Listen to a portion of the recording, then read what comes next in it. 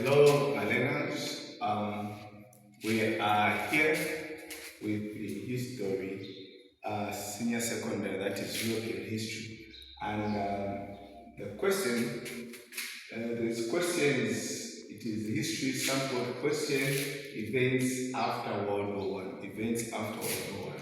Now, it's important that as a learner, when you're dealing with the historical questions, be it Central African history, Southern African history, or indeed European history, it's important that you need to have your learner's content book. This is a notebook that you write your history notes from class. Or better still, you need to have a pamphlet. You need to have a pamphlet because the pamphlet, that is where information is contained to help you answer questions with that is concerned with the questions that you're required to answer. So from this question, or with the sample question that we have got treaties that were signed. You can see Treaty of Saint Germain 1919, Treaty of Trianon in 1920, Treaty of Neuilly, that is 1919, Treaty of Sevres. Then you have which country did that treaty specific to deal with? You have got the Treaty of Saint Germain, that is with Austria, Trianon, that is Hungary, Neuilly, that is Bulgaria, Sevres, that is Turkey.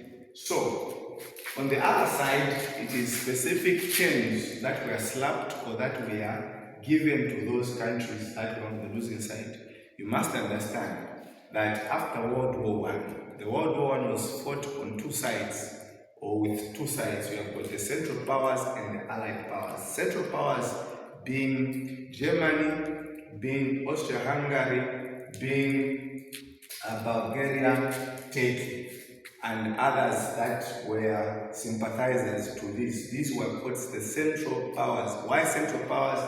Because they were centrally located geographically in Europe. Allied powers, these were just friends at war, friends in war, or friends that were fighting. So these Allied powers included Italy, it included Britain, it included USA and France, and others that sympathize. You can talk about Belgium. So, with our first question here, the question reads, after which war were the treaties signed? So, the answer here is World War One. World War One. You should understand we have got two major world wars in the world. We have got the First World War, which happened in 1914 to 1918, and then you have got the Second World War, which happened from 1939 to 1945. So you should know which one you're dealing with. When you're dealing with the First World War, this is where treaties of this nature are signed. The question number 2. Name the world leaders who were referred to as the Big Three. So you should understand that at the Versailles Peace Conference, at the peace settlement, which leaders were present? The history book or the pamphlet, you can find that information. You are going to find that the first leader that you can find it is the President of America, that is Woodrow Wilson. Woodrow Wilson, who presented his 14 points. 2, we have got David Lloyd George. David Lloyd George. And 3, we have got George Clemenceau. George Clemenceau.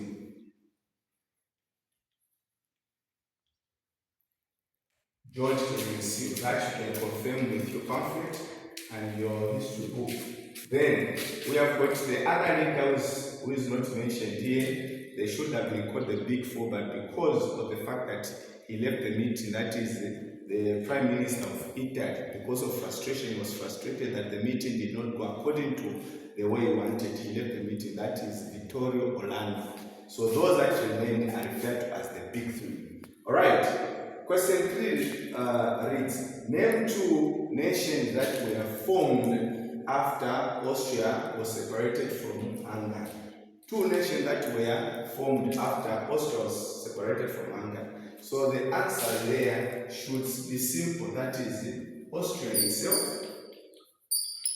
itself, and Hungary. Why are we mentioning this? These, before and during the World War, were a dual monarchy.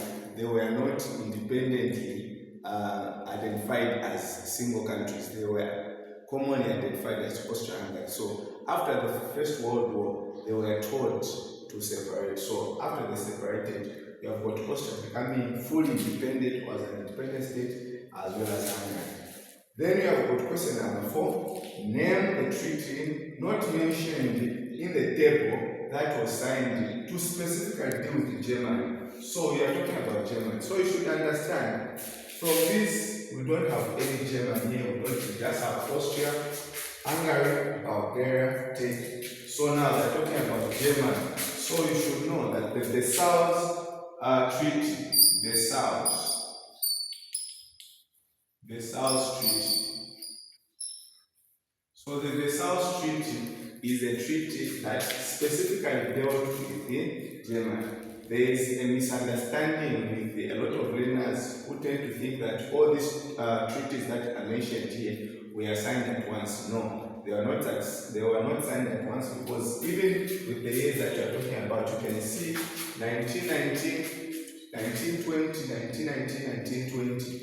So you can see that these were not signed at a go. These were signed at different times. Yet the South dealt with Germany, and that is the Versailles Treaty.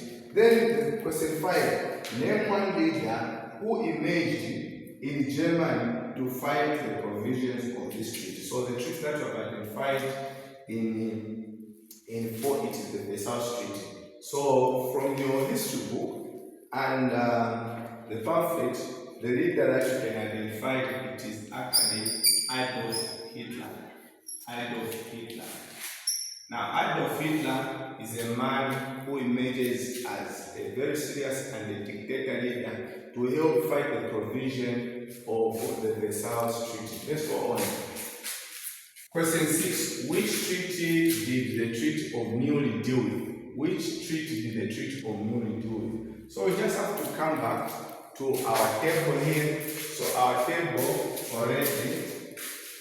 So Bulgaria becomes very easy to answer because the information is already provided for in the table. So let's go here. Show 3 economic punishments given to Germany as a way to stab it. So they want 3 economic punishments or 3 terms specifically dealing with Germany.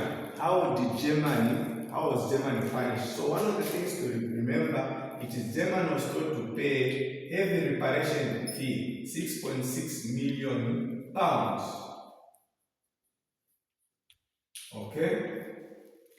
You can imagine paying all these huge sums of money. At the time, it was too costly, so economically that was meant to starve them.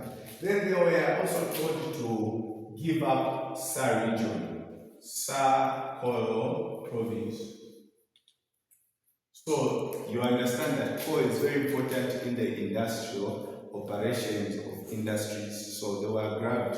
Actually, Sa region or Sa province came under the French who mined them. Then you have got Rhineland also. Rhineland, it was a highly industrialized area. Rhineland taken away. Rhineland was a very high industrialized province where many industries that Germany was benefiting from were happening. You can imagine if it's in Zambia, you can talk about northwestern where there is mining of gold and other rich important minerals. You can talk about the copper belt, that is where we've got the copper belt where copper is mined. Also, you can say that German trade ship, merchant ship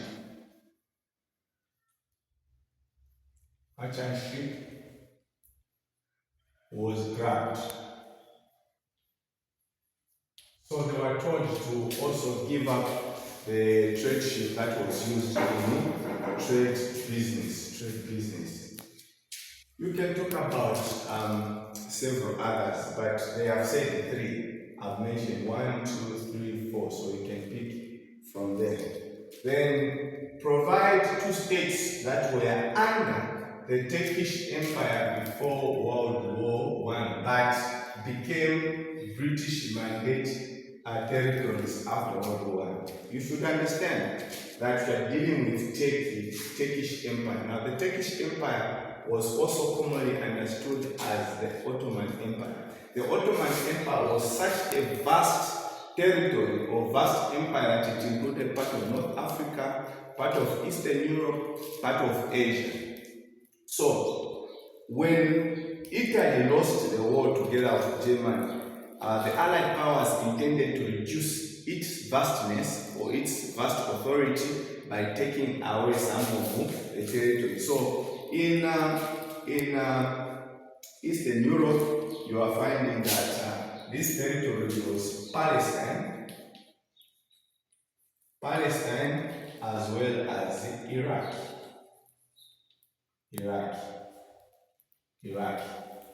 For your information, you may be interested to know that the same Palestine, that is where the British actually had to divide the land with the Jews, or the Jewish state was created, Jewish state. This is just for your information to understand that where is Israel. So Israel, it is just a state within the Palestinian land. Alright, second last question. Mention one treaty signed during the World War involving Russia and Germany. Now you can see there from the paper there that we do not have Russia there.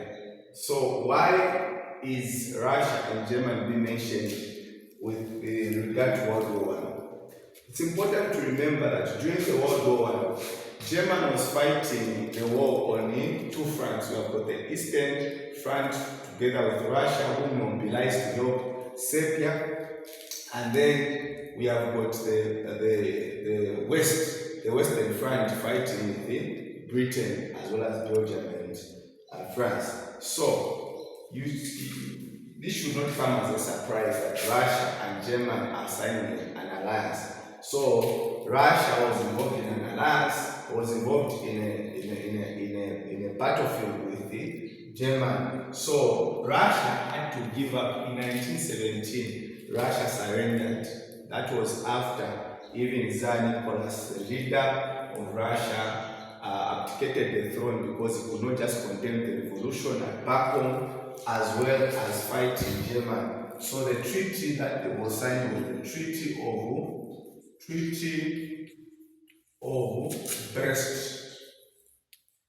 Brest-Litovsk.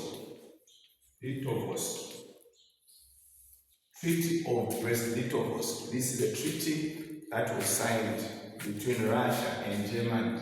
Here, Russia was the victim, and they had to lose a good number of territories or a large portion of citizens. Last one, in which year was the treaty you have mentioned in 9 signed? So this is the treaty that we have mentioned, the Treaty of Brest-Litovsk. So the treaty in which year? It was 3rd May 1918. It was signed just before the war came to a close. So this marks the end of history revision.